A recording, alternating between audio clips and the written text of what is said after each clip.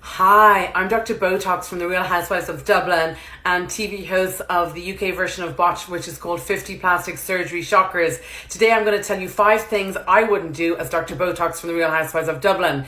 Number 1, I wouldn't use a face roller on my face. They're 0.3 millimeters. They break the skin barrier. You're just rolling bacteria in and out of your skin. They're kind of single use. Just don't do it. Number 2, don't ice your face. I see everyone in this trend and they're putting ice cubes. I can't even get it out. They're putting ice cubes all over their face and rollers and ice rollers, and it's insane to me because you risk having an ice burn, obviously. And even if you must use it and you've bought some face roller, a gimmicky thing, at least leave it out of the freezer for 10 minutes before you put it on your actual face. You may get an ice burn. Number 3, and this is an ongoing thing, to slug or not to slug.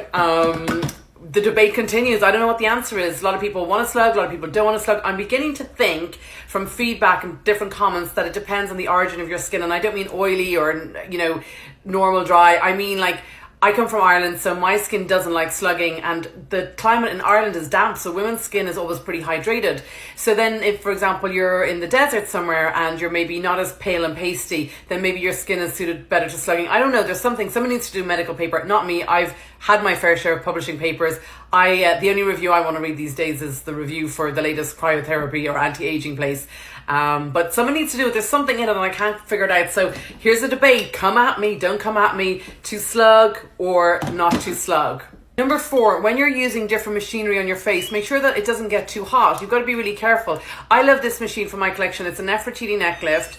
And you can see it's vibrating here. I can do my nasolabials. I can also go from side to side here, and I can just go in and out of the marionette lines as well. And then also there's different heat settings, and you've got to spend the money and have a really good one where you can control the heat and be really careful that you don't burn your face as well, obviously.